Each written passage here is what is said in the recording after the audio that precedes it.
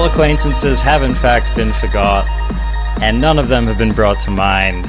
And yet here we are, in the next year of our demons, of our existential horrors. This is the year 2021, and we are stoked to be bringing you more Arena Craft Podcast, a show focused exclusively on Magic the Gathering Arena, and occasionally focused on salad.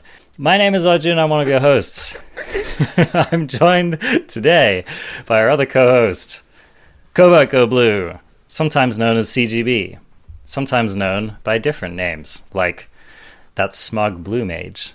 Hi, how you doing, buddy? I've really been milking this intro, but I think it's time for us to get a little bit of your voice on this podcast. How's it going? CGB's like, keep going. Keep bringing it. I'm sorry. I was just over here turning off suggested lands and removing them from my next MTG Arena deck. People loved that show. I got a lot of messages about people upset with the deck builder and the lands and just that little quality of life stuff, man. Like that. I think that was the last episode. It was definitely recent and people loved it. Dude, yeah, that was one of our more downloaded shows, especially on YouTube in recent memory. So, yeah, awesome. I'm glad that y'all, this kind of feedback is really helpful for us as content creators, because if people don't say anything, then all we have to go on is our numbers. And so that's kind of generally like when I'm looking at what do our audience want to hear, what is generally interesting to people, I basically look at my downloads. But when people reach out and say, hey, that special episode you did with so-and-so was super useful to me and blah, blah, blah, blah, all that kind of stuff really helps. So, especially in podcast form, because on a YouTube video, I can always look up when people tuned in, when people tuned out, when they skipped forward. On a podcast, if you enjoy something specifically in the podcast, whether it's the Q&A section or how we phrased a certain discussion or the fact that we brought up XYZ at a certain point, that really helps. Indeed it does. Yep. Podcast stats, we have a lot of them, but a lot of them aren't that useful. And it's just because they can track when you download something, but they can't, they're not like big brothering into your iPhone, seeing when you start. Oh, yes, they are. They just don't tell us. Yeah, I suppose that's true. Yep, they're holding out on us. So, all right, this week's episode is like a personal pet episode of mine. And so I would definitely love to hear if you find this kind of content valuable and interesting. I certainly love doing this kind of stuff, and I love it when other people do it. So, again, me just like throwing spaghetti at the wall, seeing if it sticks, seeing what y'all like and find valuable. So this week we are doing what CGV has decided. Oh, I'll say it. Okay. Because I know it's hard to be up there just saying this. It's the Arjuna Awards, because Arjuna wants to give out awards because that's the show he wants to do, because he's excited, he's pumped. He wants to hand a fictitious trophy to a concept or a piece of cardboard. So it's the Arjuna Award Show. Yes, I've come up with a list of 10 categories, and we may have some ad hoc categories as well, because it's our podcast and we can do whatever the fluff we want. And this is basically just looking back over the year and just trying to get a sense of the year, like what were some of our favorite aspects of it, what were some of the more challenging aspects of it, and really just focused on the experience of playing the arena day to day. So that's what we're going to do. I'm stoked about it. First of all, we have a few matters to discuss. One of them is that if you've been a long-time listener of the show, aka longer than the last couple of episodes, you will notice that we changed our intro and outro music on the show. And I've been wanting to talk about this since I did it. And honestly, it's just like left my mind when the podcast starts. I see CGB, he's so attractive. I get caught up in his beautiful hair, and next thing you know, understandable. So anyway, but this week I'm staying true to my mission, and so I wanted to say that I've received a number of comments from different people saying that they miss the chill beats, and I totally understand. Eero Johannes, who was the previous artist providing that music, is an incredible artist. I would definitely recommend anyone go listen to them. Just like super cool, kind of like a new sound, but some retro in there. Just really, really cool artist, and like legit musical artist who I reached out to, who was like, yeah, sure, use my music on your podcast and I'm not going to charge you. So like really, really nice person. Want to plug their stuff. The decision for me to change the music was just partially that, you know, content creation, my primary focus is for it to be fun and valuable for the people taking it in. But in order for it to be sustainable, it also has to excite me. And ideally, it has to excite CGB as well. And one of the things that keeps it fresh for me is doing stuff like that, is coming up with new music. I'm a lover of music. I'm kind of musically hungry. And if I hear the same thing too many times, I start to get tired of it. So that kind of prompted it. I was also just like, I was looking for generally royalty-free music on the internet, just for streaming and for other things. And I stumbled upon this track, which is this new track that's been opening and closing the podcast is the track Cascade by an artist called Cubby. And I heard the podcast, and I heard the music, and it lit me up. Like, I heard that track, and it was just so epic. It was like the most epic track I've heard in a while. And it just like made me sit up in my seat, and it made me smile, and it made me want to just like punch the air and be like, yeah! So, I mean, that's it. Like, I was just like, I want to try this as the music for the podcast. Anyway, that's just like to give you a little bit of an explanation. What do you think about the new music, CGB? I'm just happy to put to bed the rumors that I was forcing you at gunpoint to change the music to try to get something that matched the absolute extremes of my personality. Is that actually a conspiracy theory that's out there on the internet? I don't like to credit the source, because then they'll just keep spreading these lies. Oh my goodness. For all you who want to believe that instead, go for it, man. 2020 was a boring year. Clearly, there are a lot of people who wanted to believe strange, unsubstantiated things. So just do you, people. That was good. That was good, dude. I think they'll actually believe that. Good job. You get to live another day. Excellent. I actually did a poll both on Twitter and in our Discord.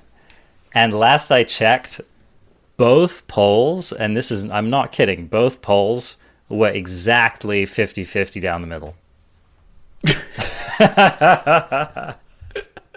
Chaos reigns again. I mean, you can't make this stuff up, man. You know, there was no panic at the polls, so to speak. There was no tampering. This is just... Then I think we just have to give them chaos. You pick at random what the music will be for the intro, and then again for the outro. You just switch it on. So the way that I solved this once upon a time, when I had a very, very split community on the subject, when I changed my music, is I found a guy. He had 2 daughters, and I just had him sing this creepy theme song, like from The Shining, and it was magic, cover go blue.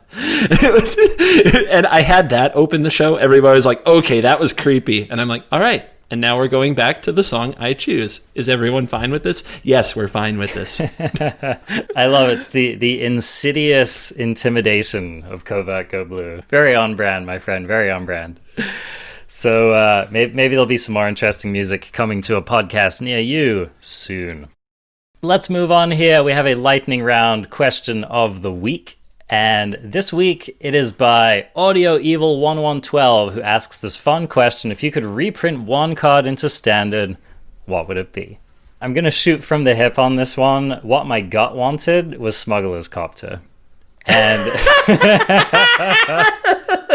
No! No! And banned. This man is banned. Hear me out. No. Hear me out. Yeah. Okay. I'm not saying it's a good choice, but I'm just upset because I feel like Smuggler's Copter has never gotten a fair shake in any format. I feel like the moment people play that card, it's just banned. Watch, CGB. Like, at some point in the future, someone's going to make a Smuggler's Copter deck in Modern, and it's going to win like 2 games, and they're just going to be like, Smuggler's Copter banned in Modern. You can't give an unfair card a fair shake. It's not how it works. So anyway, yeah, that's what my gut wanted, but I know that that's heresy. A more interesting question that came to my mind was that there are some really old Magic staples And I do think that it's interesting to at least just consider whether the power level of modern Magic has gotten to a place where we could start to consider these cards again. So one of the most classic examples is Lightning Bolt. There's been a lot of discussion in recent years about print Lightning Bolt into Standard, you cowards. What do you think about that, CGB? What do you think about Lightning Bolt and its current power level in either Standard or Historic? We'll open it up a bit. Do you think that it would be OP in either of those formats? Just no. Please, no. Please, just... I'm sorry, CGB do red players... card. Do they lack playables? No. Shut up. Well, in Standard, No. Just no. Enough dome you with Lightning Bolt. How is that ever a fun way to end a game? It's so Fun good for against one Smuggler's person. Copter. Oh, shut up, man. No. It wouldn't even be close to on brand for me to endorse Lightning Bolt. But regardless, like, have we not had enough? The card's been reprinted 1,000,000 times. It's still legal in older formats. If you are that desperate to point 3 at somebody's face, which by nature is just a degenerate act I can never endorse, then just go play some old format that I don't play. Go boomer it around on Magic Online. Okay, well, for my final suggestion, this might be more interesting to you, Covert Go Blue. How about Counterspell? Truly an underappreciated work of art, obviously. Now we're singing a different tune. No. We actually don't need Counterspell. I will give an honest review of that. 2 mana is quite the break point for good answers, and if they don't have some kind of drawback, it's just boring, quite frankly. So I think that the dance of whether or not to run Essence Scatter, Disdainful Stroke, Tails End, you name it, etc., Quench is still a good thing, and it opens up more card design space. It makes formats not feel exactly like the last one. It makes making choices matter. There's a million reasons that this is good. And on the Lightning Bolt side, it's like, yeah, there's just no room, right? If Lightning Bolt's in the format, you play 4 of them in all your red decks. I wonder. Cool. I wonder if no, you do. Yes, you do. I mean, maybe not in like a Genesis Ultimatum deck, but well, let me for ask the most you, part, you play 4 of them in every deck that tries to attack the opponent to death. What's a stronger card in Standard, Lightning Bolt or Bone Crusher Giant? It depends. It's contextual, like what's happening on a per turn basis. I think Lightning Bolt is definitely a better card, but I think either like one could clearly be better than the other in context. On turn 1, Lightning Bolt's a better card. On turn, my opponent's at 3 life, Lightning Bolt is a better card. Those kind of in a vacuum arguments, but Bone Crusher is better in other situations. I just think it's interesting to consider. What about you, CGB? For your reprinting into Standard, what would you like to see? That's actually a really tough one, and I keep thinking of cards I really enjoyed. But the problem that I have with it is I keep on trying to think of cards and I think of decks. You know what I mean? Yeah. And it's like, well, I can ask for this card, but without these cards around it, it probably won't be very fun or interesting, and et cetera, et cetera. Like, for me, when I think of like Torrential Gear Hulk, I just think of all the cards that would go with it, and I'm like, I actually don't want that back because Sublime Epiphany Gear Hulk is freaking gross, but I don't want to play that many 6-drops. And like Glimmer of Genius was a good card at the time. Vraska's Contempt was a good card at the time. Lower power level, way too low for current situations. But with Gear Hulk, they were awesome. So I'm thinking of like Tireless Tracker as this really cool self-contained card that I would love to see come back. Oh, yeah. I think the current Standard would be dope with Tireless Tracker. With Fabled Passage and Landfall and Lotus Cobra and just a lot of cool stuff. I think that that's a good individual card that could come back. And I wonder, like, it would have a role, but wouldn't people just rather play Lovestruck Beast into Great Henge? And it's like, I guess it doesn't really fit there. So there's a number of ideas I keep having, but really I miss decks and formats more than I miss cards. Mm-hmm. Yeah, very fair. One thing that I think M21 showed us really well was that if you reprint the right card in Standard, it has to be like a pretty open-ended card, and I think a perfect example of that is Scavenging Ooze. Or even the Sad Robot, right? I think these are cards that can hang their head high as proudly residing in a number of different formats, and they're just very, they're powerful and good staple cards to have. So I think they've actually been doing a pretty good job lately with reprints. So give Wizards a little pat on the back for that. I'll agree with that. Well, moving on. So now it's time for us to do the AA Awards. That was tautological. All right, to do the Arjuna Awards. I'm going to put some fanfare behind this. Woo! Yeah! Go! Arjuna! You can tell that I didn't land my job with the WWE as like an announcer, Got to work on it.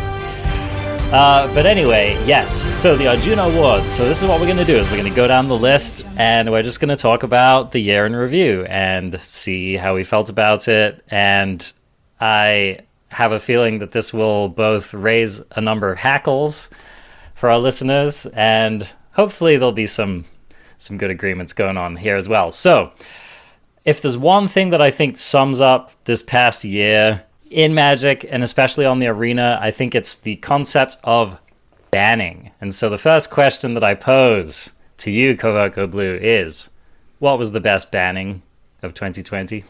The best banning show of 2020 was us talking about Omnath. That's very true. Couldn't agree more. The best banning of 2020 has some interesting candidates.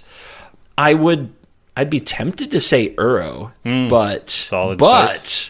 But it came at the wrong time. Man. Yeah, that's true. It was right after Omnath was released, and everybody could see what the problem really was. So that banning was actually horribly handled, in my opinion. I'm gonna give a shout out to this particular banning. It all came at once.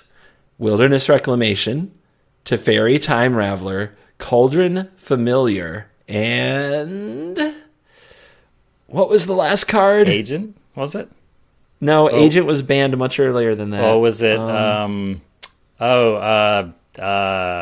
Clover.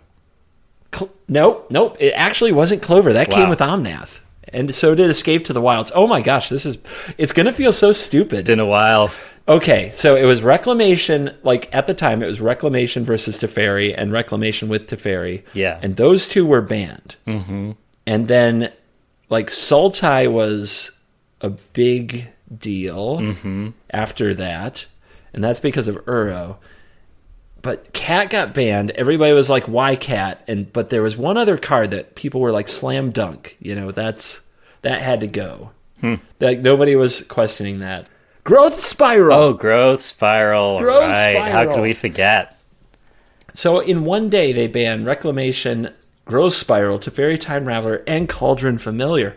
Right. That ban was, in my opinion, an awesome ban. Yeah. Because they could have let the format die for the next 6 weeks. Yes. While we waited for the next set to come out and rotation to happen. It was only 6 weeks. This was on August 3rd. We were going to lose to Teferi and Wilderness Reclamation and Growth Spiral anyway. And Cauldron Familiar was definitely poised to take over the format if it had stuck around and just make this monotonous, repetitive pattern gameplay a thing. And I thought that was the best ban by Wizards as far as timing, foresight, and just mercy on their community. And they quickly threw away all of that goodwill when they refused to ban Omnath. Yes. And banned Uro instead. So anyway, I've talked a bit about some of the bans. We didn't even mention Agent of Treachery and Fires of Invention banned to kill the Jeskai Luka deck that threatened to kill Magic the Gathering entirely because nobody liked it. But oh my gosh. We did mention the Companion Nerf, which was a pseudo banning. Yeah, that's an arguable one, right? Because because that did essentially ban companions from formats like Legacy and Vintage, for example. Really Vintage. Luris was literally banned in Vintage, I believe. Oh, it was. That's right. Yep, it was. Anyway, I've set it up. Arjuna Award. What Arjuna is the best ban in 2020? Okay, so you came at it from an angle that I hadn't considered, which is instead of being a one-card banning, thinking of it as bannings coming in waves, and there being like a wave of bannings. That was a really excellent decision of multiple cards. So I think that that's a very interesting angle that I hadn't thought of on the question. When I originally voiced it, it was just the single best banning of 2020. And I have to say that although it was not perfectly executed and although the timing was not perfect on it, I do think that this is the single card that most needed to be banned in 2020. And I think you hit upon it very well with the episode that we did about it, and that is Omnath. Was it Omnath? Was it Locus of Creation? That's right. Was the other one called Locus of the Royal? Yes. Okay, that's why I get it confused. Oh, how the mighty have fallen. I can't even remember the name of the card anymore. Next Omnath is just going to be Locus of the Band. Yeah, Locus of the Band. So that is of course a big one. Yeah. And I think you could combine that with this award with best banning / worst printing yes. of 2020. Yes. I think overall, I do think Omnath was the single one card printing that was the worst. Although, this is really through an arena lens, because I think people who play other formats would definitely argue other cards, you know? Like I think Uro is probably... Well, we'll get to that. We'll get to that. All right, next. The most degenerate deck. And I'm going to kick this one off because, you know, there were a lot... I mean, think about all of the ridiculous decks that people have been playing in Standard and Historic over the course of this year. It kind of hurts my brain to try to categorize them all. But the deck that immediately made me want to vomit all over my keyboard the moment I read the deck list was the Historic Field of the Dead Wilderness Reclamation deck. And I'm talking specifically about the one that came after, I think it was the Jumpstart printing. Yes. And so it ruined the Jumpstart release in Historic. And this was basically, I think, like Croquis and Danny T. Law and probably a few other Historic aficionados, you know, set out to just totally ruin the format. And boy, did they ever. And this deck was just basically Explores, A Million Lands, Magma Quake, and Field of the Dead, and Wilderness Wreck. And it was just such a disgusting, awful blight upon Magic. I mean, it was like every card in the deck was just like a stupid card that shouldn't exist. Yeah, you just play lands so that you make zombies, and you use Wilderness Reclamation to have double the mana that your opponent does, and the rest of your deck just either puts lands onto the battlefield or keeps them from winning. Counters, Magma Quake, whatever, yeah. The cards in the deck that had already been banned or that would eventually be banned at this point were Growth Spiral, Uro, Wilderness Reclamation, Field of the Dead. Is there something else I'm missing from that list? Probably. At any rate, it was basically... I don't know. The deck was like broken cards and lands. That was all the deck was. Yep. So anyway, that gets my vote for most degenerate deck of 2020. How about you, CGB? I think the award goes to Historic Field of the Dead Reclamation. It ruined what was to be what was an exciting time for Historic, which Jumpstart and then some of the master sets around the corner. Just to remember, like, people were excited about Muxus until it got Magma Quaked. Oh, yeah. That's how good this was. That's right. This was the deck that made Goblins look bad. Yeah, this deck kept Goblin. It probably kept Muxus from being banned, quite frankly. Oh my gosh. Yeah, it was I that forgot good. about that. There are a lot of contenders in this one, and I would say the two that were near the top was the Omnath deck before Uro was banned. Yeah. Was absolutely insane. Like, no interaction, just pay no mind to your opponent. You're just going to play lands every turn and win because you did with Omnath and Uro. And it was just so stupid. It was the dumbest deck I think I've ever seen. And then so is the next one. Fires of Invention, Agent of Treachery, Luca Fires, man. that deck just made people uninstall Magic Arena in droves, and that's why it got nerfed. And this was before the companion nerf too. If you can imagine, like, it's kind of insane the year that we've had. That deck is probably close to the most degenerate, and the only reason it isn't is because, in my opinion, the historic deck that you mentioned plays just even more broken cards than that one did. Yeah, but if I'm remembering correctly, that deck had Fires, Teferi, Unnerved Yorion, and Agent of Treachery all in the same deck, right? Yes. It also... Did it main deck Narset as well? I don't remember. Yeah. So yeah, it was just basically another collection of some of the most hated cards of all time. It had 80 cards. It had room for them. Oh my gosh, what a nightmare. That deck was probably the deck I wanted to punch in the face most. You had a chance, because Danny T. Law will tell anyone who will listen that he invented it. Oh, really? Okay, all right. All right, Danny. Next time you come on the show, buddy, I'll have a gift for you. He says he popularized it. I'm throwing him under a bus here, but it's with great love. Yeah, the kind of great love that you have for your friends that you murder. The only other deck that comes to my mind is another historic deck, which was the Winota deck, which, for the brief time that deck was popping off in historic, was... Just a reminder, I mean, if you didn't know, I entered that deck in a historic event and then waited 3 months to play it after the banning. Okay. I went like 4-3. Oh, really? It wasn't even close to good enough against goblins. That's funny. By August the format was way too OP for that deck. And Winota's still suspended / banned, so whatever. You know, that's a good point. I do think that Muxus ended up being a better Winota in historic, but I will have you remember that before any of that was happening, I think that Winota deck was just utterly infuriating to play against. It was like, Burning Tree Emissaries and like turn 3 Winotas and, just nonsense. It was just... I love how back then it was infuriating to play against. Now that's just magic. It's just the way of things. It's just the way of things. We just accept that goblins is a deck now. Muxus has like single-handedly put Essence Scatter on the map in historic. That's because we're all like, at least it's not Omnath, man. Yeah. I guess that's true. We take it, right? We take it. All right, this is going to be an interesting one, CGB, and I have a feeling you might be a little bit upset by my answer here, but the biggest trap of the year, what was the card that you felt like either you or the Magic community in general spent the most wasted time on and built the worst decks around?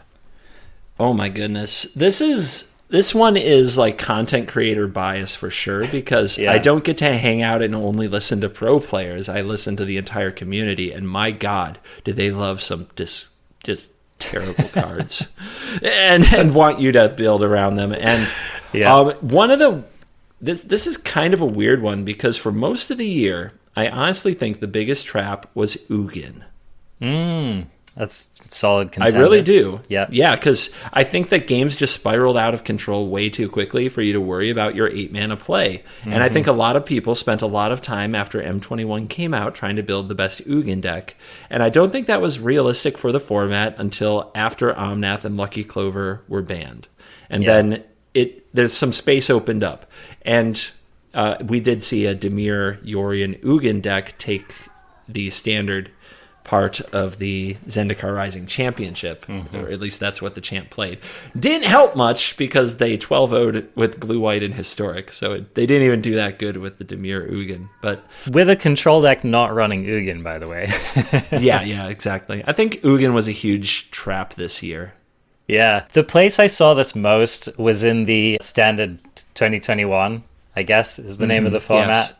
Yes. People were just flailing around and just making these just basically Shanghaiing Ugin into every it was like mono red with Ugin. Can I also say, like, the idea of Fae of Wishing for Ugin every single time adds to my opinion of what a trap this card is? Yeah, how many people died with Ugin in their hand after wishing for it in that format? I mean, what a joke. All of them that fought me, that's for sure. Or, actually, another thing that happened a lot was they died with Ugin on the table.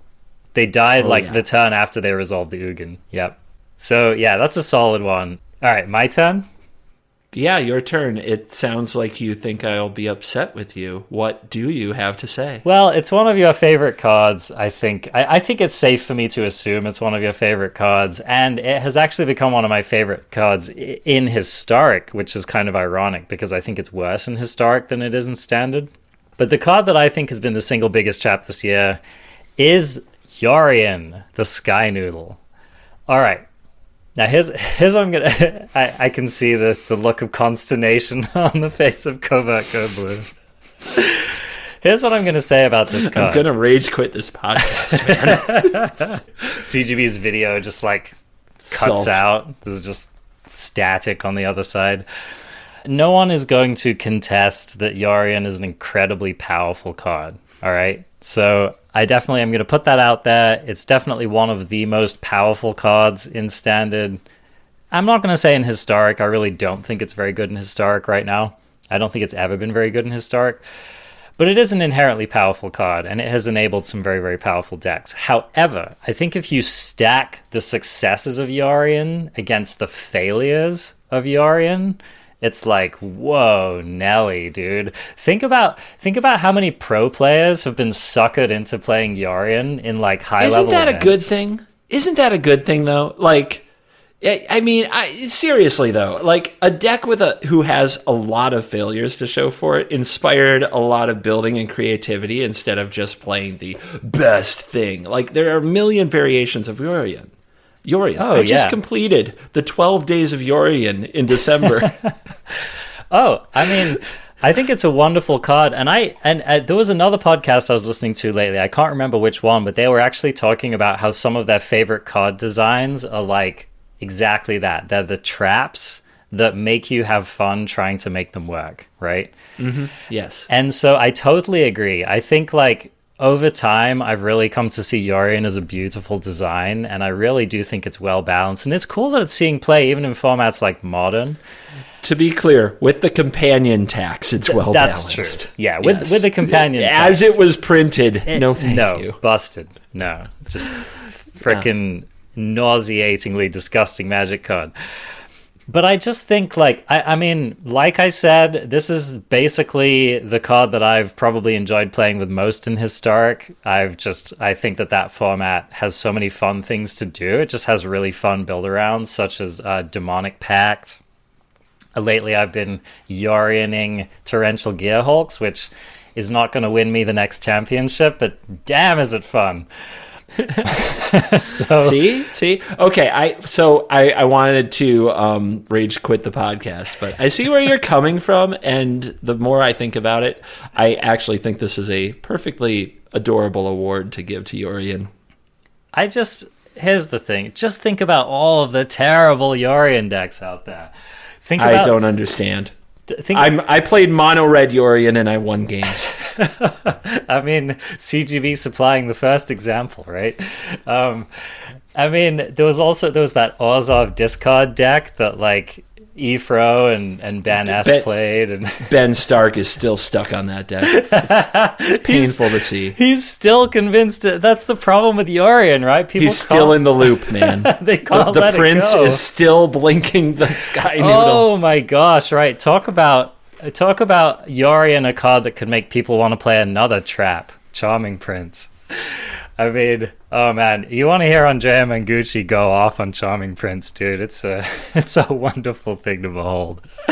Anyway, but we also had those Madu Yorion lists, which again, people will be like, it was good, man. I swear I could have taken down that tournament. Chris Botello is still stuck in that. He's just still in the Madu Yorion. We also have that Yorion food deck. What was it, Selesnya Yorion? That I think Brian Gottlieb is stuck in Brian that Gottlieb. Which, admittedly, that deck was good for 2 days. Oh yeah. They're all good. That's the thing. Is it optimal? You're talking about absolute optimization. You know what I mean? It's not like you got trapped trying to make double vision the next Lucky Clover. Okay. And then I think that The one that stands out in my mind is that MPL weekend where it was like 60% Yorion decks and it had like 30% win rate. I have banished that from my mind. I'm pretty sure that was all player error, quite frankly. I also do remember, however, CGB, you essentially taking down a streamer tournament, playing a Yorion deck like within a week of that tournament. So, you know.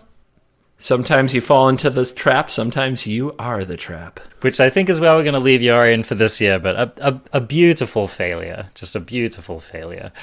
Which leads me wonderfully into the fourth category here, which is the coolest deck of the year. So I'm not talking about the best deck, I'm talking about like the sweetest deck. And I feel like you, CGB, who's been known for playing, 365 plus decks a year, I would be very, very interested to hear, like, what was the deck you saw in either historic or standard that just made you think, like, oh man, this deck is just so sweet.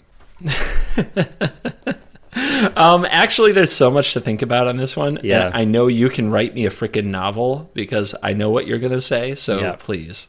Yeah, it's the Arjuna Awards. Arjuna, hand out the award. I will throw some honorable mentions when you're done. Okay, all right. Well, I think anyone who knows me and who's listening to this podcast long enough will probably guess this, but I really do think that Teamer Adventure, I think it really is some of the most innovative deck building that we've seen in a long time, which is interesting because in retrospect it seems so obvious. Right? Like, it seems like Wizards was like, here, just put all of these adventure cards in a deck, put in the 2 build-arounds we put in the set, it's going to be great.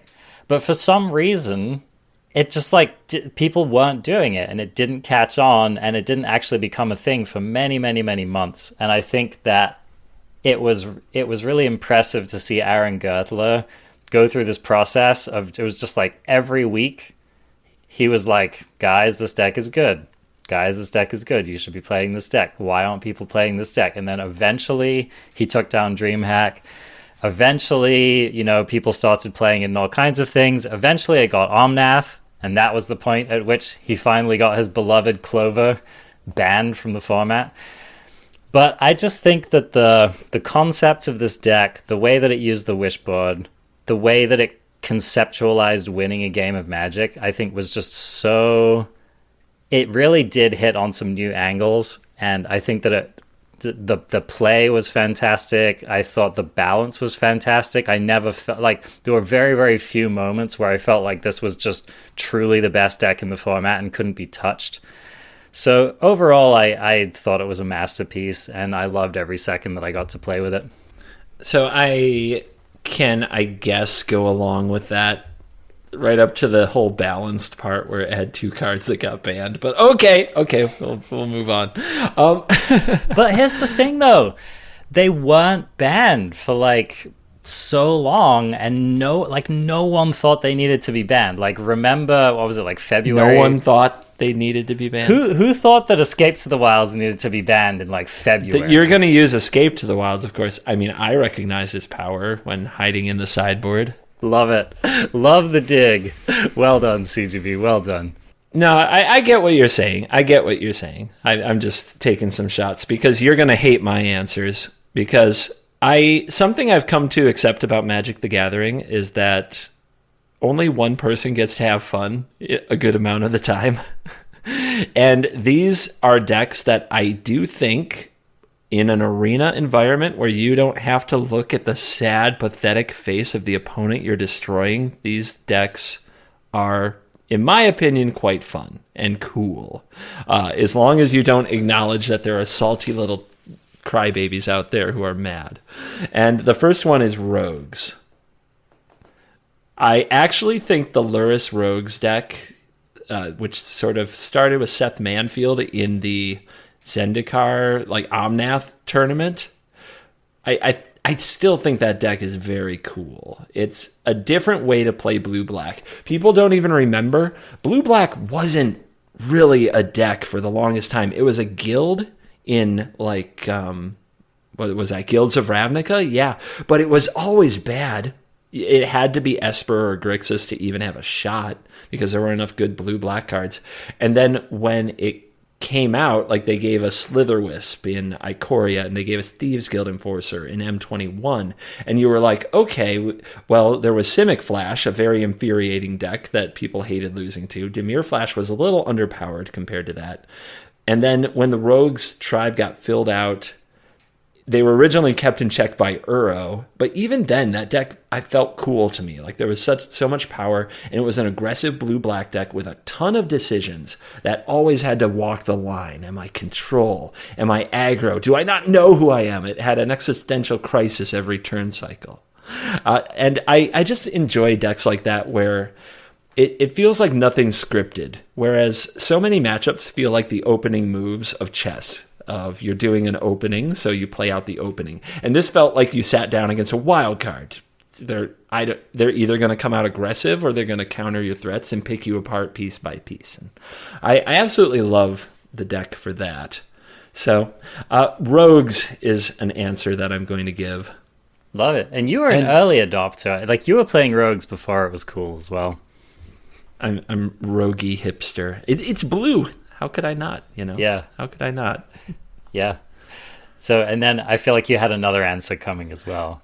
Yes. This one's a little controversial because I think people are going to say it was absolutely terrible. But Jund Food, I think when it first came out, was a very fun, exciting deck to realize all the potential of Mayhem Devil, Cat Oven, Corvold, Wicked Wolf, Trail of Crumbs. The first several times I played it, I remember just being like, oh my God, you get so much effect putting in so little mana, and these pieces come together so fast, but every turn felt like a puzzle. It was hard to figure out the optimal progression for a long time. Like, it took a lot of practice, and people forget that. They just accept it now that, oh yeah, that deck was stupid and busted. Or there's going to be the people out there who are like, I made every optimal play from the very first day I picked up Jund Food. But for most of us, there was a lot of puzzle to solve, and there was damage flying everywhere, and cards being drawn everywhere, and cats coming in and out of the battlefield. I think that deck was cool for 2 weeks. And then when it became apparent we were going to deal with this for 2 years, it wore out its welcome very fast. Absolutely. I think that's a great mention. So let's move on here to our next category, which I think we're all going to enjoy talking about, which is the most eye-rolling deck. This is the deck which, you're in the play queue or you're in, on the ladder, and someone plays the first land and you're just like, OMFG, I have to play against this deck again. Yeah, for me it could be defined by this deck made me scoop on turn one in the play queue. So I have theories as to what it could be for you, CGB, but I'd be curious to hear your actual answer here. If I don't give it to Mono Red, what the heck am I supposed to do? I mean, that's what I would have said. What am I supposed to do? It's the only thing that's on brand, and I think you'll talk about the only other contender that I have for it. So yeah. For me, here's the thing with Mono Red, right? It hasn't changed a card since Theros, it feels like. Maybe they add a Phoenix here or there. Yeah. Wasn't that Theros? That's Escape. Yeah. Like, it doesn't feel like they've changed a card since Theros, and I'm so bored of it. They removed a lot of good cards, but they haven't really added anything. Yeah, I don't need to know what Embercleave feels like on turn 4 anymore from Mono Red.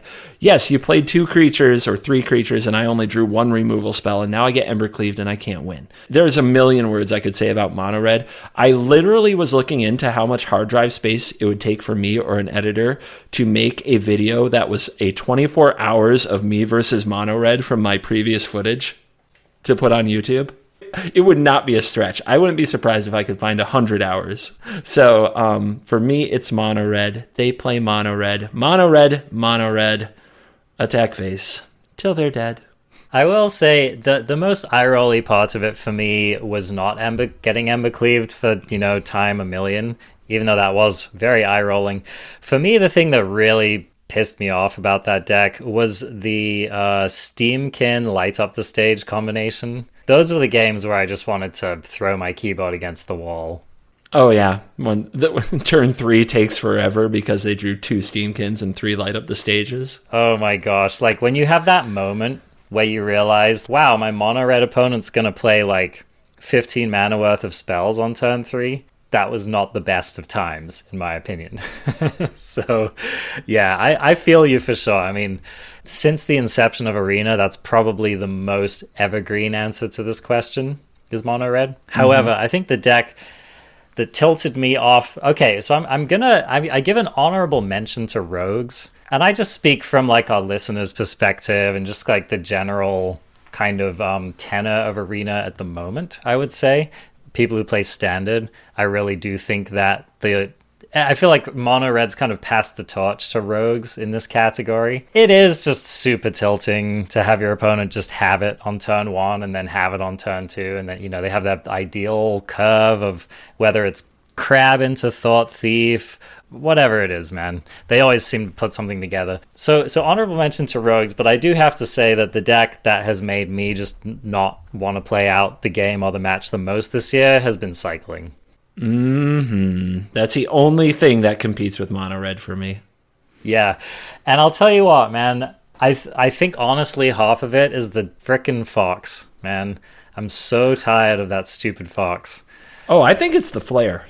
Okay, the flare's obvious, right? It's an unavoidable end game where if you don't have a good start to put pressure on them and you don't have counter spells in your deck, you lose. Yeah. Like, it doesn't matter what you do. It's so boring. I mean, I totally agree. I think that Flare was a mistake. The knobs could have been tweaked to make that card better. Like, for example, the life gain on it doesn't really make sense to me. I think that card removing the life gain, I think, makes it a balanced card. Yeah, and again, this isn't so much logical, but man, I just hated losing to those foxes. This was the worst feeling, is that you're playing a red deck, you have Bone Crusher Giant. I'm so confused. What are you talking about? Go on. Yeah, Adventure Mage over here, right? Your opponent goes turn 1 fox, and you're like, I'm never going to kill this thing. It's just like, for the rest of the game, I'm just going to take 3, 5, 7, 9 damage a turn.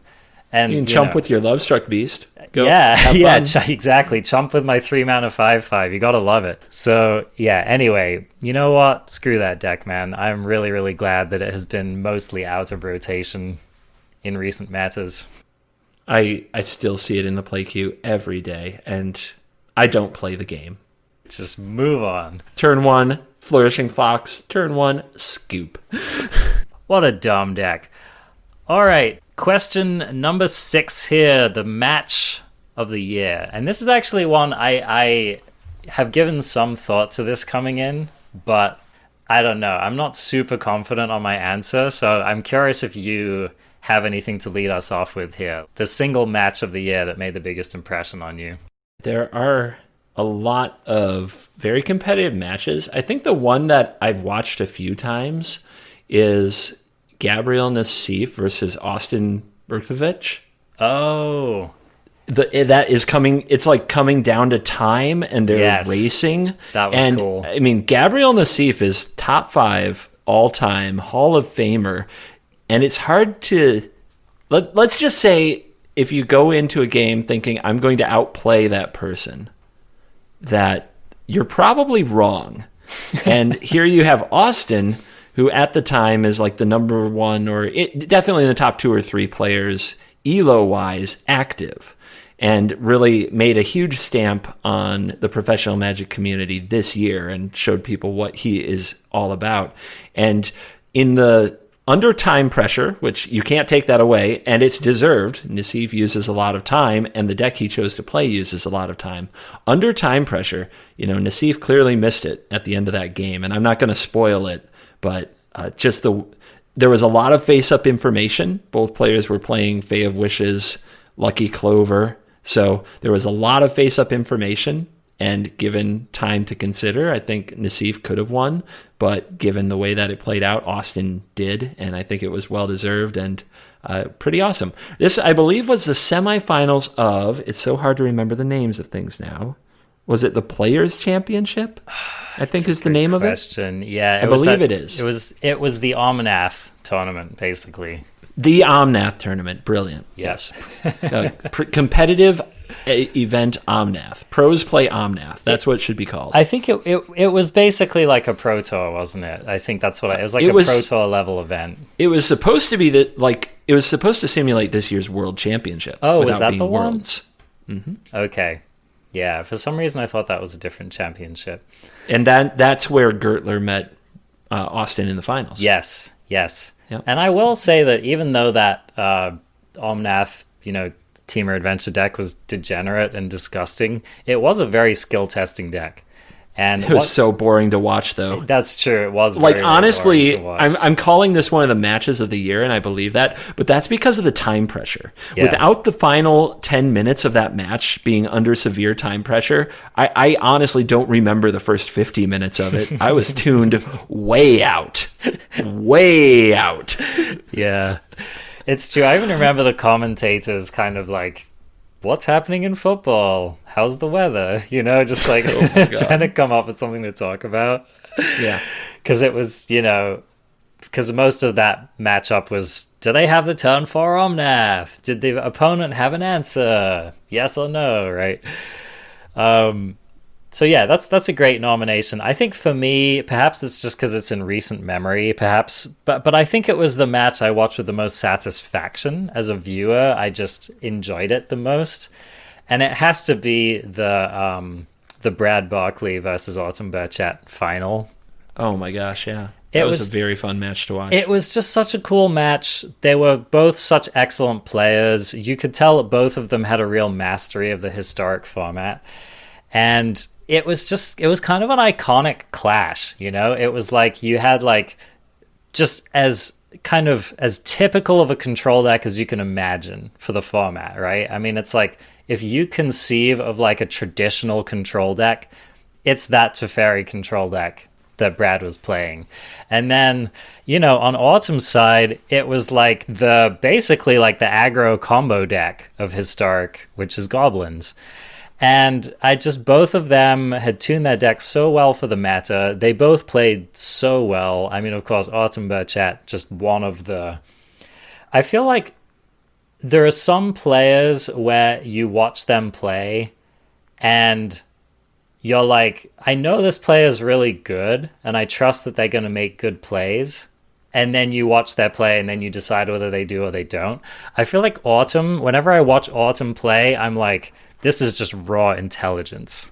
Like, there's something about Autumn's play where, like, they're just so obviously incredible at Magic, right? And so it's just always a pleasure to watch Autumn play. I feel like you can see the lines, you can just like see the branching decision tree spreading out, and they're always just super on top of it. So just a total pleasure to watch that match. I would highly recommend it.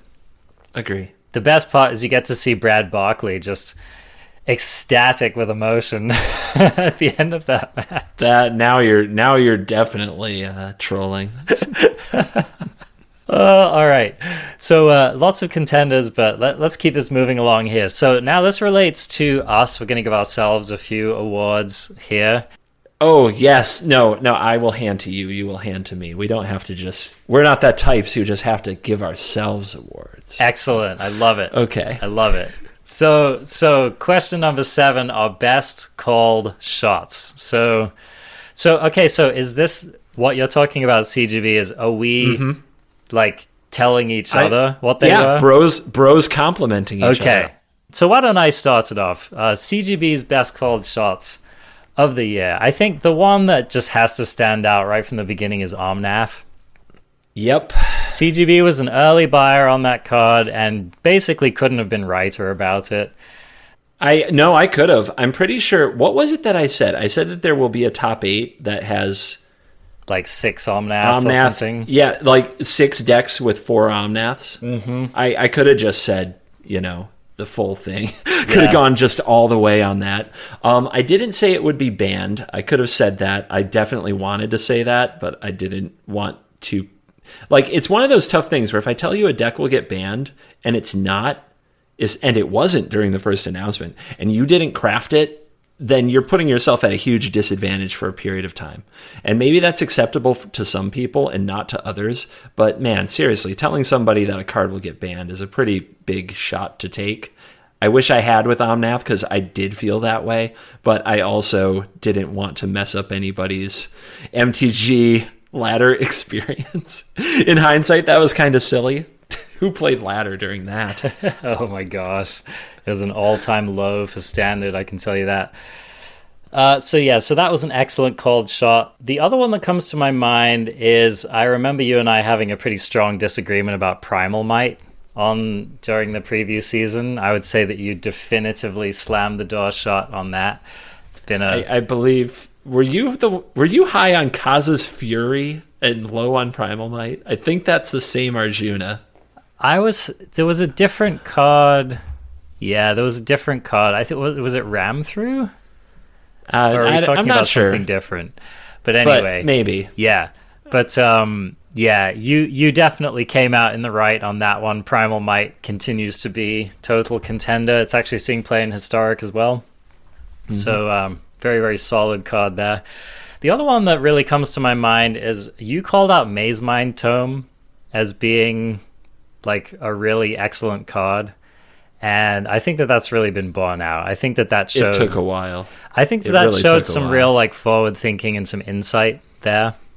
Thank you. Yeah, so I think, those are like the three calls that you made about cards on the show where I just feel like showed a lot of foresight and a lot of experience and was really borne out. All right. My turn to hand you a few. So there are some, I was going to try to just read the show notes as if I had thought of them myself, but you already gave away how that works. But I do have a few, but I'm going to start with the show notes one. So you put Lotus Cobra down for yourself. Yes. I remember calling out Lotus Cobra and saying that without Omnath, the card would do nothing.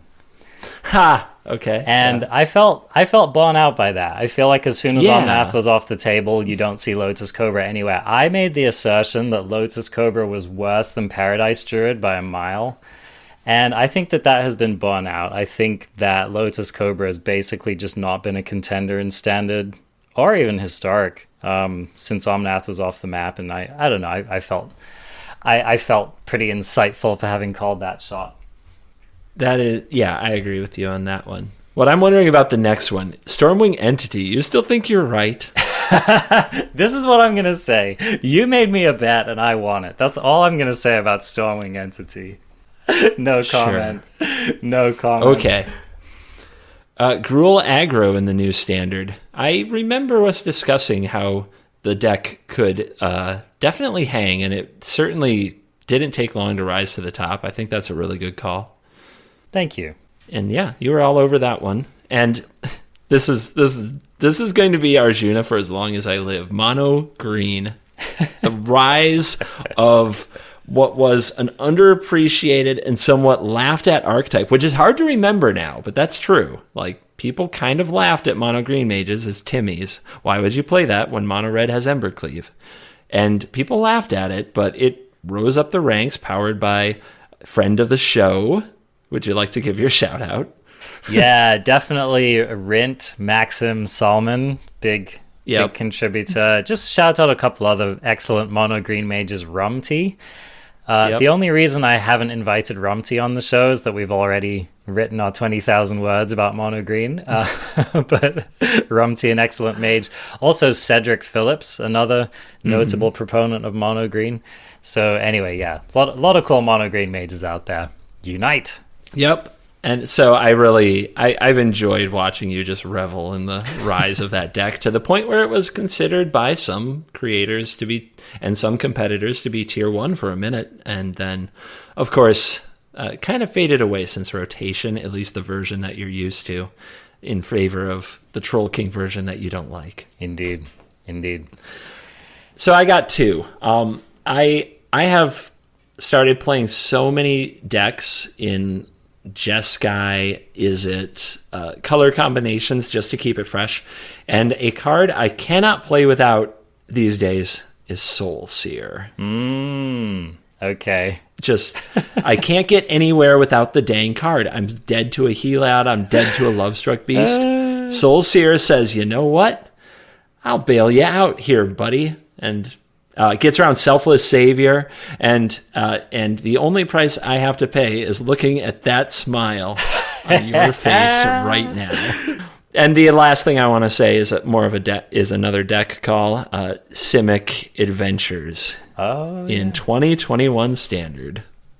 Think that was a heck of a good call. Thanks, man. I appreciate that. Bonafide adventure mage over here.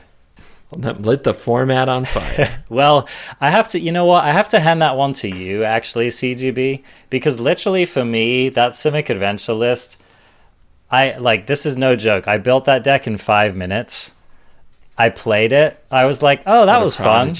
And I was like, yeah, that deck's probably pretty good in the format, and I moved on. I think it was really you who had the big brain moment of like, maybe this deck is actually the best deck in the format. And I feel like you were the person who really actually you did your CGB thing, right? Which was that you took it, you made some tweaks, you kind of next leveled it, and you next leveled in your thinking about the format and about the deck.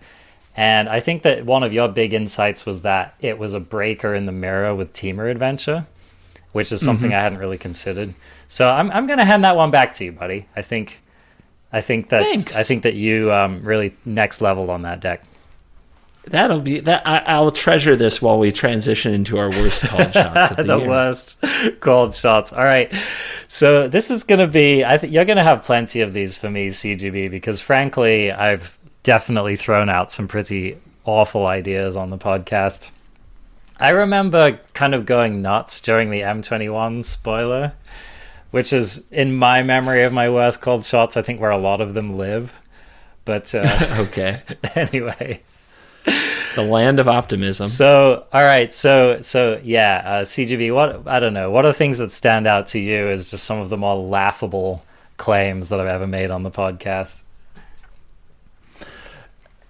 I thought you were trolling, but you wrote it in the notes. Palladium Mirror? I thought you were trolling. Now I think you were actually serious. I thought we were on the same page, that you were just trolling me. But now I think that the truth is revealed. You actually tried to do stuff with this card, didn't you? Okay, this is what I'll say about Palladium Mirror. I didn't think it was going to be good, but I secretly hoped that it would be good. Oh, okay.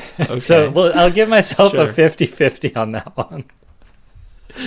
All right. I will definitely say I shared some enthusiasm for this card, but I also gave it a 1 on my crafting guide, seeing that it might only be too niche. But you were pumped, and I don't think you're wrong for this. You and many people were pumped for discontinuity. Yeah. Yep. I really did think that card might end up being a contender to get banned. Like, seriously did think that. And I think it is definitely, history has not come down on the side of that. I still think that it's a card. It's one of those cards that's always going to be lurking in like the historic format and may eventually end up doing something. We've seen a couple of decks running it, like Lotus Field decks and stuff like that. But yeah, definitely not even close to being a contender on the ban list. So probably a pretty hard miss overall on my part. Yeah. The other one, I think I soft daggered you on already, the fight land.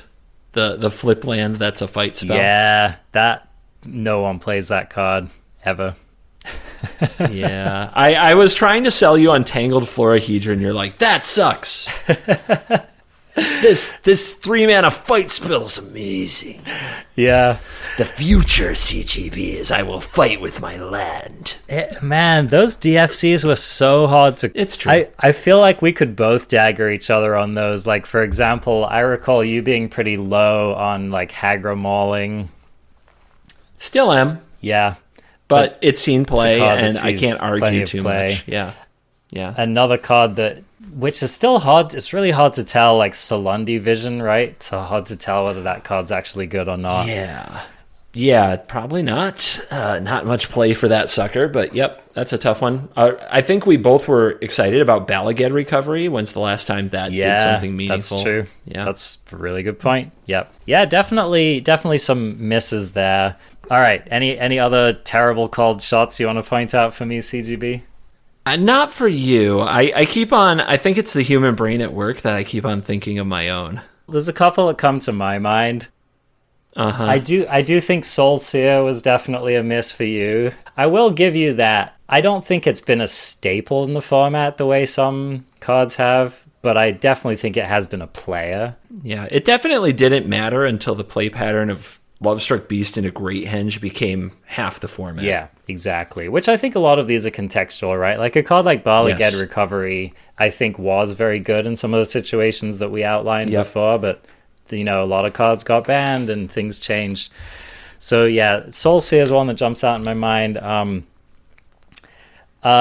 It's kind of funny because I feel like there were a number of these cards that we disagreed on that were like one-hit wonders that I had small windows of satisfaction about. Like Glorious Anthem, for example, was a card which I had advocated for and you'd come down pretty heavily against. And then that deck went on to win like one tournament, right? And then like Stormwing Entity. Exactly. So it's kind of funny because I feel like we both ended up being right somehow. This is such a conspiracy. Like somewhere out there is someone whose only mission is to dagger me. They win one tournament and they're off it. It's just magical, man. I don't know. I feel like I had a guardian angel on that one who was secretly making bad cards playable for a weekend. But anyway, but I did derive some satisfaction from that. I've got 4 written down of my own if you run out. I would actually be curious to hear. I'm sure that there were other ones, but they're not immediately coming to my mind. So what do you think about for your own calls? So I have Dream Trawler on the list. Did you? I wasn't excited about it. Oh wow! Okay. Yeah, and then that ended up being one of your more played cards, didn't it? I still try not to play it. Okay. I'm stubborn like that. No, I don't like my 6 mana tap out win cons. I don't like attacking.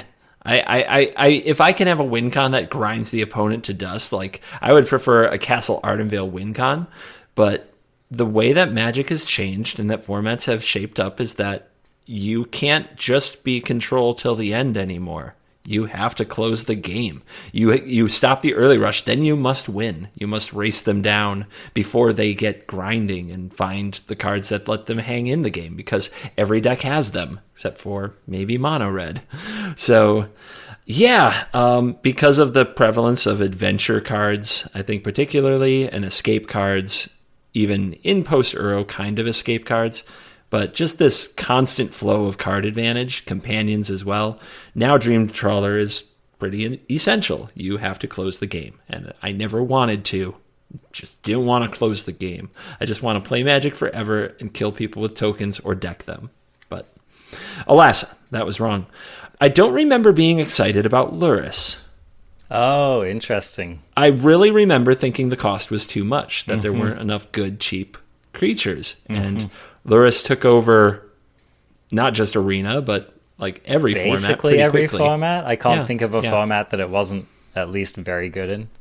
Yeah. I don't remember what I said about Lurrus. I just think I wasn't excited even nearly enough, so I'm giving myself a fail on that one. Oh, man. I'm trying to think back on, did I have any big companion fails? I'll consider that one in the back of my mind as you read your next thing. Elder Gargaroth. That I think we both missed that one. Yeah, I think we both. I remember. By the end of the spoiler season, I come around to, well, it's green, so therefore it might be good enough just because it's green. Yeah, you know. Yeah. But like in white, Baneslayer Angel gets removed because there are no other great threats and people can just build a battlefield and ignore them. Green has huge threats. Everything has to be answered. So maybe they have trouble killing Gargaroth, and Gargaroth is bigger and in many ways better than Baneslayer Angel. Yeah. So, I mean, the dice removal argument, I think Gargaroth, for a 5-mana card that does literally everything, rose above the Doomblade argument.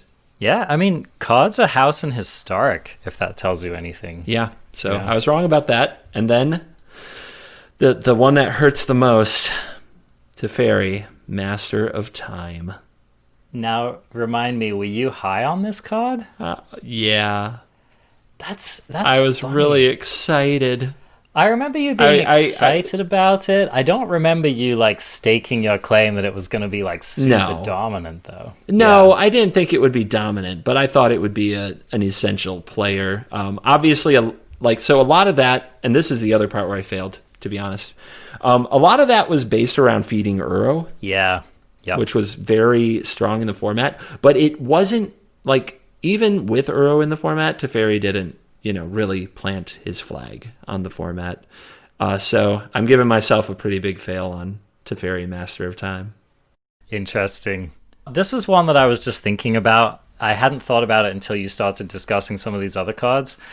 But I think that we both and I think a lot of people actually missed on Genesis Ultimatum. I think that when Genesis Ultimatum was spoiled, I don't think anyone had that pegged as the most impactful ultimatum in that set. I know a few people did. I know it wasn't what I liked the most, but I did feel it would be among the best. It didn't do the things I enjoyed, like Inspired Ultimatum did. Yeah. But yeah, I see where you're coming from, but I'm not going to let you take too big of a fall for it, or me for that matter, because the Aether Gust Mystical Dispute go format that we lived in ignored Genesis Ultimatum for a long time. Yeah, no, that is a really good point. I do think it's interesting though how, Genesis Ultimatum ended up being like probably played more than the rest of them put together. The Ultimatum. It's just called Ultimatum now. Yeah, it is the only Ultimatum. So, just always interesting how that stuff shakes out. I suppose they still have time in Standard, so maybe we'll see some of the other ones rise up. All right, we're getting near the end here, but I wanted to go over the best, this is number 9 here, the best printing of the year. What do you think was the card, CGB, that was printed in 2020 that you just think was like a knockout, like well-balanced, well-designed, fun to play, relevant, etc.? What do you think it was?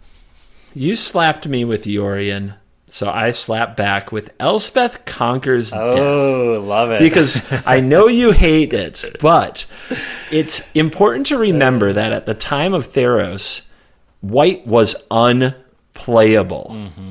And some would say it always was, and always has been. But really, it gave white a chance. It gave white card advantage in a way that felt flavorful. It answered so many important permanents that needed to be answered. And even before Yorion, like just pairing it with Teferi 3 gave you so many ways to kind of maneuver things, control the board, get Teferi back, bounce your ECD, all this stuff that you could do. And I think that Elspeth Conquers Death was an awesome card printed at the right time. That's a great argument. One of the things I like about Elspeth Conquers Death is that I feel like it scales with the power of a format. So, like, when there are just excellent targets for it, like a Resolved Oro or a Nissa who shakes the world or something like that, then it's like an extremely powerful, potent card. And when there aren't excellent target for it, it's great. Probably have a balanced format. So the only thing wrong with it was that Lucky Clover cost 2. Yeah. They had 3 mana for Clover, and we've got it, baby. Yeah, perfect card. Skyclave Apparition hadn't been printed yet, right? They printed that card a little too late. They probably should have just printed it in Theros. Yeah. That card is also honorable mention, but I'm not as high on it as I am on ECD. Yep. I think I agree with you there, but solid choice. I think a card which, again, I've mentioned before on this episode, but I just think Maze Mind Tome was such a cool design for this year.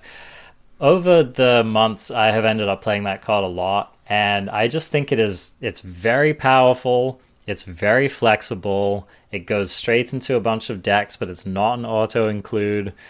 I just think it's a brilliantly designed card. And man, when I'm in a control mirror and my opponent plays Maze Mind Tome and I don't have one, the envy is so real. It's a disaster. Like, I don't want to play anymore. My opponent gets to have all the fun. It's hard to stomach. Yeah, exactly. Oh, when you're looking at your Yorion opponent with multiple of them on 3 counters about to resolve their Yorion, it's just the end of days. So yeah, Maze Mind Tome just slam dunk for me. Even like a really excellent card in Limited as well. Like, I remember picking up a Maze Mind Tome in the M21 Limited. It was like kind of a bomb, but it wasn't super a bomb. Just 10 out of 10 card. Love it. Love it. Can I give a quick shout out? Yeah, lay it on us. It's cheating. Post-companion nerf Yorion has gotten me to play so many cards that I would have never fit into my deck unless it was an 80-card pile. And I honestly found playing some casual Commander recently to be much more stomachable because I'm used to larger decks. Okay. Whereas it really got me out of that shell. And I can tell my viewers deal with this too. The 60-card ceiling. Right. They just will not break it. It's wrong. And Yorion gave me a reason to break it. And it's led to a lot of joy this year for me and a lot of experimentation. And as you put it, a trap, but a very delightful one.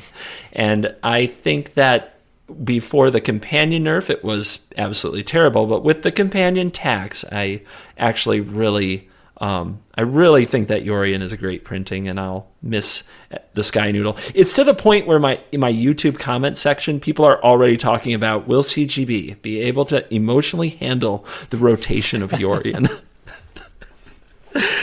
Well, let's see how the next year goes, right? If the Sky Noodle continues to ingratiate, then it might be hard. maybe with these upcoming sets, we'll finally have other things to be doing. I'm just going to have a party, man. Like on rotation day, we're just going to have like a goodbye Yorion party or something. The 28 days of Yorion. God. Easy. I could do that all day. I'm not kidding. I never run out of Yorion decks. Love it, love it. All right, well, I think that this segues us nicely into the final question on this list, and it's a doozy, CGB, so I hope you're ready. Oh, man. Okay. Oh, man. Was 2020 a more broken year in Magic than 2019? So, for your consideration, let's think about this, because 2019 gave us 3 arguably incredibly busted sets. We had M20. M20 gave us Field of the Dead. It gave us Veil of Summer, 2 incredibly busted cards. Then we had War of the Spark, which gave us the busted Planeswalkers. I didn't put this in the show notes, but it gave us Nissa. We had Teferi 3. We had Narset 3, which are just nasty. And then, of course, we also had Throne of Eldraine, which, don't need to complain more about that set than anyone already has, but it did give us such venerable cards as Oko, Once Upon a Time, Fires of Invention. So that sounds like a pretty hard year to top, right, CGB? Like, could 2020 actually be worse? Shout out to 2019 for Embercleave, a card that keeps on giving. Embercleave, yeah. Oh, there's plenty of holdovers that are still busted, right? Lucky Clover.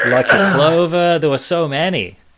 Yeah, and then all these obnoxious cards you still have to deal with, like all the adventure creatures, and it just goes on and on, right? However, So initially I was thinking, okay, 2019, definitely more busted. But then you start to think about it, right? So what did 2020 give us? 2020 gave us the Theros Titans. Oro. Hey, don't throw Croxa in with this. Perfectly fine. You know what, man? Perfectly fine. You know what? You don't play some of the other formats, all right, dude? Croxa's showing up. That's all I gotta say about Croxa. Fine. Poor Croxa. What did he ever do to anyone? Uro. Let's just call it Uro. But it gave us Oro, which is one of the dumbest cards of all time. I think Oro is easily worth 2 bannings. Ban him once from the hand and once from the green. That's it, man. I mean, we need to ban that value, dude. So Oro is just totally egregious. It also gave us Omnath, which again is just such a disgustingly stupid card. And here's the thing, all right. It wasn't necessarily obvious that a card like Fires would need to be banned, or that a card like Wilderness Reclamation would need to be banned. They did eventually, okay? But Omnath was just like, you read the card and you're just like, this card should already be banned. Yeah. I mean, it's just no question. Yeah.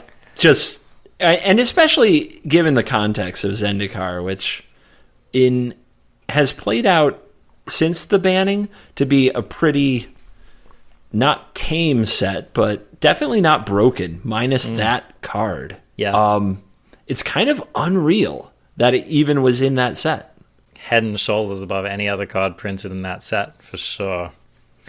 But then this is what really puts 2020 on the map for me as being a contender for, if not as busted, but more busted, is pre-nerf companion. Oh my lord. It's hard to remember. Because just let's go down the list, okay? Loris, maybe the most broken of all the companions overall. We had the Sky Noodle, which was much stronger when you didn't have to pay 3 for it up front, I tell you what.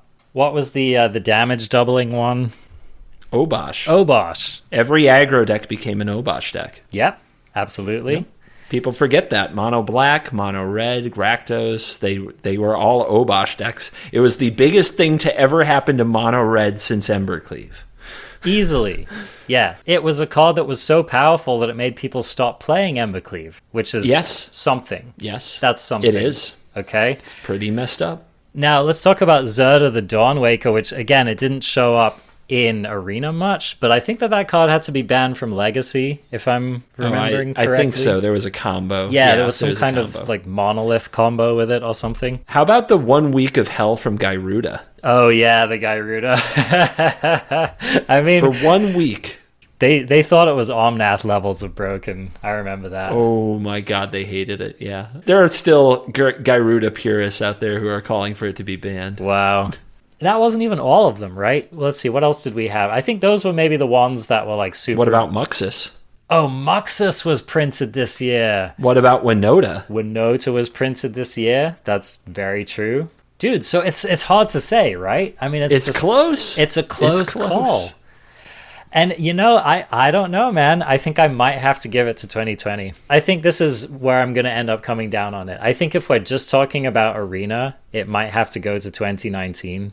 But I think if we're talking about the broad scope of Magic, I think it might have to be 2020. There is a weird thought going through my mind, and I'm trying to phrase it perfectly. And I don't want it to come off insensitive. So, trigger warning, audience. You may just want to skip ahead. Maybe it's a disguised blessing that we didn't have paper Magic this year. Or last year, 2020, I should say. Yeah, possible. Do you just mean from an investment standpoint? An investment standpoint, a business standpoint. I think that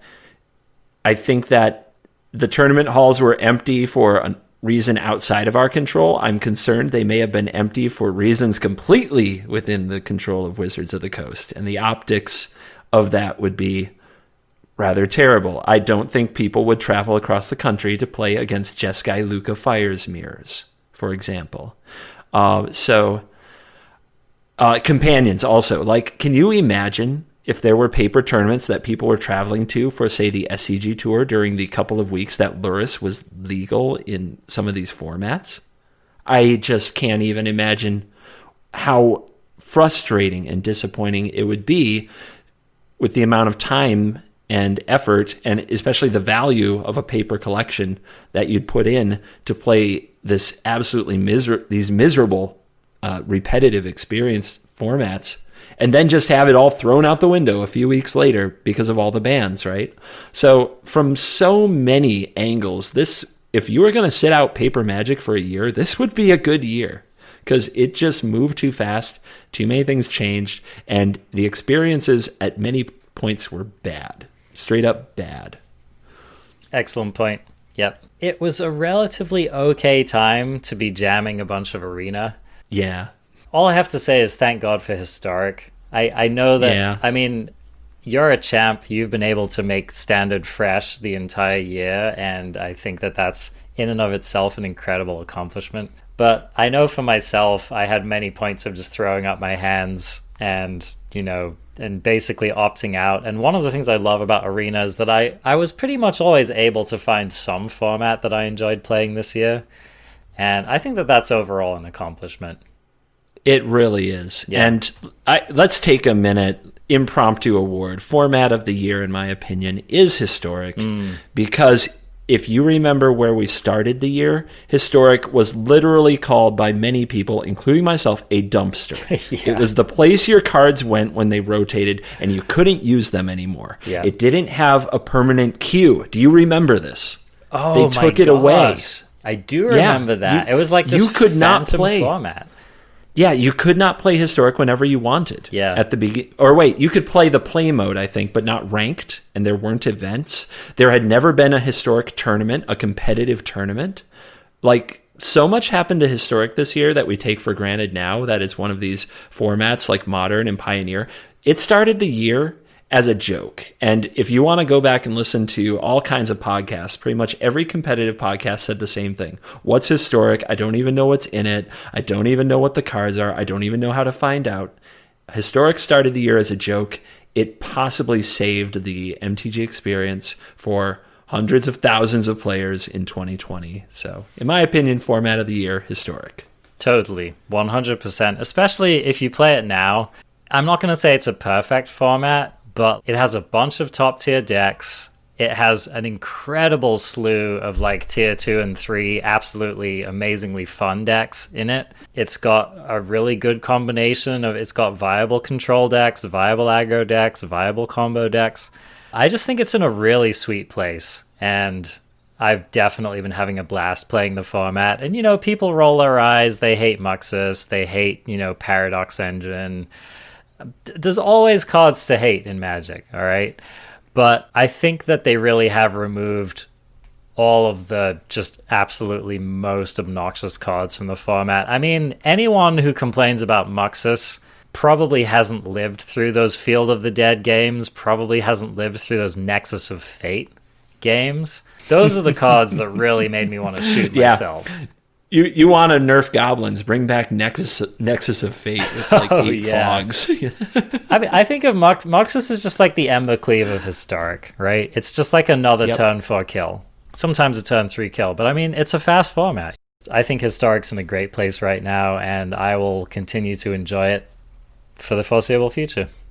And I think that's going to wrap it up for this awards ceremony. So I'm definitely curious to hear, if y'all enjoyed this, let me know. If you found this valuable or entertaining, I would love to know in the comments for future reference. And also, frankly, I'm just interested to hear all of your takes on it as well. So leave us comments on YouTube, join our Discord. We have a Discord. Leave your thoughts in the Discord. I would love to know what were some of your awards for the year of 2020. I would like to congratulate you on all your awards. Why, thank you. Yes, they all have my name on them. I should come up with some kind of actual trophy, you know. But in the meantime, you'll just have to settle for the pearly noodles of my voice. You can find Arena Craft on YouTube. You can find us just about anywhere you can find podcasts. You can find Covert Go Blue on YouTube. I wanted to give a shout out to CGB. We haven't officially recognized this on the podcast yet, but CGB did, in fact, reach 100K subscribers on the YouTube, which is just actual trophy inbound. You do get something, don't you? Yeah, the YouTube silver trophy, plaque, whatever you want to call it. The YouTube play button, silver. Yep. Right. It's like a framed thing that you put on the wall, right? You can put it on the wall. Yeah. Yep. Yeah. So it's like a trophy. That's like CGB has earned an actual trophy for his accomplishments on YouTube, and that is frankly thanks to all of y'all for going indeed and subscribing. So that's a monumental accomplishment and just a wonderful way to close out one year / start another year. So well done, CGB. And of course, keep an eye out for CGB streaming throughout the week live on Twitch if you want to interact and ask him silly questions. All right, well, as we begin to roll the new outro music, Covert Go Blue, I'm excited to dive into Kaldheim with you next week, and just excited to have another year of Magic ahead of us. Absolutely, man. It's gonna be something. We don't know what, but by this time next year, we'll be doing a wrap-up show. Let's hope that one of the awards is not debating what was more broken, 2019, 2020, or 2022. Oh my gosh. We can all hope and pray. Pray to Emrakul. All right. At least we'll have each other. At least we have each other. All right. Have a good one, buddy. You too. Bye.